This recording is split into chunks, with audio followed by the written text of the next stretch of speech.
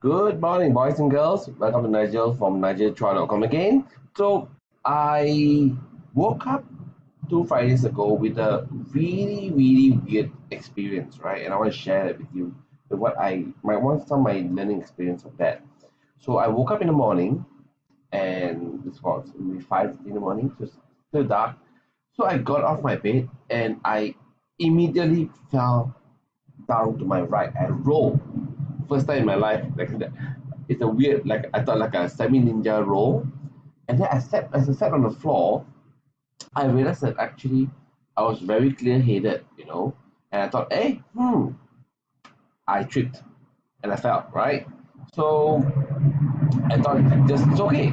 So I got up, and then when I got up, I stood up, I realized that my body veered to the right. Then I'm like, that's odd. So I thought maybe okay, I'll just shake it off. Typical me or a guy thing, right? Like just shake it off and be fine. So I held onto the walls, slowly made my way to the toilet to brush my teeth and do my stuff, right? And every time I was brushing my teeth, every about 5 seconds or so, 10 seconds, I would just feel as though I would lose balance and fall to the right. It's odd. Right? It's really odd. I'm like, that's when I'm like, this is unusual. So I just held on to the wall and went back to the bed to wake my wife. And I say, hey, wife, I think today you got to bring the kids to school because there's something wrong with me. And she asked me what's wrong. Then I said, I keep falling to the right side. Then she reminded me, hey, you had this incident last time before, which was true. I had one episode last 1, 2, 3 years back, I think, where the whole world was spinning around in my mind, in my eyes, and I fell down multiple times as well. But this time, the world wasn't spinning. Okay, I just lost balance to my right, so I lie down. Whenever I lie down, it was fine. I yeah. When I sat up, it'd be like, oh wow, I just fall to the right. So then I lie down for another maybe half an hour, 1 hour. Can't remember the time just went by, right? I started to make my way to the cupboard. I packed my bags, took a taxi to the A&E. And there you can see, I checked myself in the A&E. I got my bag there. And then they told me, sir, there are no beds. I'm like, what? If I had a stroke? Because I'm in the healthcare field. So I've had experience seeing people who have stroke, symptoms of stroke episodes, right? He said, sir, we'll do a triage. That means the doctor will check me. But there's no bed. I said, can you check all the hospitals? There's no bed at all. Everywhere. This is Parkway Hospital. So they call all their branches, all their different hospitals. There's no beds at all. So I said, okay, at least check me. You check me, right? So at least I know. So then the doctor checked me, and then the doctor was concerned. The doctor was saying, he was checking, do you have numbness? Do you have loss of strength? Check my power, check my following. So my mind was really clear. I would just default to the right. And by this time, my symptoms have improved around 30-40%. So it's not so bad. Oh, I forgot to say as well. My balance loss was so bad, I actually vomited twice. Actual vomit. So it's like, and I hate vomiting. So it's terrible, right? And the doctor was saying that it's kind of bad. Either I should see an ENT, ear, nose, and throat specialist, or I should see a neurologist. And he was saying that he was scanning for me for a brain MRI, just in case I have a bleed in my brain, right? So that really confirmed my fear, my concern. But I'm like, there's no bed. I'm not going to do an MRI and stay around the hospital and go home, right? That I told him, I feel much better. I'll just go home, right?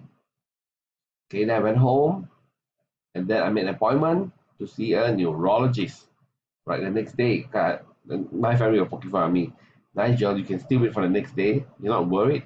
Well, I was kind of worried, but since the symptoms have improved 50%, I could sit up, I could eat, I could not vomit and not fall. I was okay. I saw my appointment next day. Spoke to some of my doctors, right, for recommendations. Then my father-in-law recommended me this particular neurologist. Hang on, I'm getting to the point, okay? And I packed my bag, packed with my clothing just in case I need to check in for the night, do all the tests, right? And this neurologist was really funny. And he talking to me, then he assessing me, then Do you guys eat durian? Or have you ever seen anybody eating durian? So one of the things that I realized my dad used to do is that he used to take a durian and then he would smell it and then he would shake it. And that was one of the tests I felt that the neurologist did for me. He did a shake test, a head shake. He would shake, shake, shake, shake, shake this way, shake, shake, shake, shake this way, shake, shake, shake, shake this way, different angles, different dimensions. And that really made me dizzy, you know. And then at the end of the session, he assured me, Mr. Nigel, first he laughed. Ah, you pack your bags? No need. This magical words to me. No need. You have this thing called a balanced migraine. I'm like, huh? Migraine can be balanced. I thought migraine was just pain. There's lots of type of migraines, and you have the balanced one. I'm like, shit. Okay, fine. Like, just go home. There's no drugs, no nothing. You can't be cured. Just go home. So begrudgingly, I just paid happily, of course, that I don't have a stroke, and it was just a false alarm, and it was a health condition. It was a balanced migraine, but it's not a bad one like a stroke, right? That would give me long lasting bad effects, right? So this session was a really acute reminder that I need and want and have to get my retirement plan in order. It needs to be sorted out, right? I can't just sit on it and just not do anything and just think everything will be fine by the time I will just go. But life isn't like that. The worst, I know retirement planning is like a woo-woo thing for many people. And whenever I talk to someone about it, they'll just glaze over and they'll just say, "Oh, Nigel, you lazy fucking bastard. You don't want to work anymore." Now, I'm not saying I don't want to work anymore. I enjoy work so much. Enjoy having fun with my children and wife and everything, right? It's just that this is something that you need to talk about and plan. Because the worst thing is having an unplanned retirement. Imagine if, let's say, you were retrenched and you didn't have any money to back up for your backup to spend. That's screwed up, right? If your company got acquired and you got removed, or worse, you had a stroke and your company don't want to keep you anymore. That is unplanned retirement. That's a shit place to be in. It's a terrible place. So I think it's one of my deep-seated insecurity to sort out before I hit 45, I hit 50, because it's something that's at the back of my mind. It's like was it the Damocles sword where there's a sword hanging over your head? And it's like a something waiting to happen, and I don't want to wait for it to happen. It will happen eventually, so my well I have control over it, right? So this video is not long enough to speak entirely about retirement planning, but this semi-stroke like or this balance loss has really reminded me of how important it is to plan my retirement and put things into motion, right? And I found this nice little what do you call it, image diagram from Seedly SG. So how to plan your cash flow. So it sums out nicely what I am planning to do or am doing with my money. Okay, so you can see that with income sources, we have a job, you get salary and your bonuses, and maybe you have some passive income from your online business, or you have passive income from other sort of businesses, right? NFTs, whatever.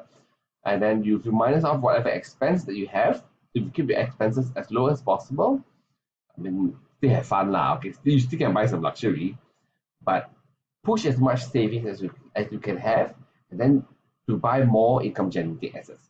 I'm at a place where we just sold off our flat, our public housing, and we're deciding between should we buy another flat or should we buy a condo, right? What should we do with our money? Because we don't have that much, but neither we do have that little. It's a fairly sizable amount. If we put all into if we buy a condo in Singapore, it will wipe out most of our cash, right? And I don't want that because I'd rather take our cash to buy more income generating assets.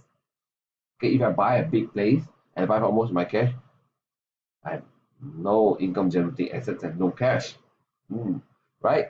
So what's likely going to be done is that we're probably going to buy a reasonably good size, fairly good size public housing, maybe. So there's good size for that. And I put most of our cash to buy income generating assets.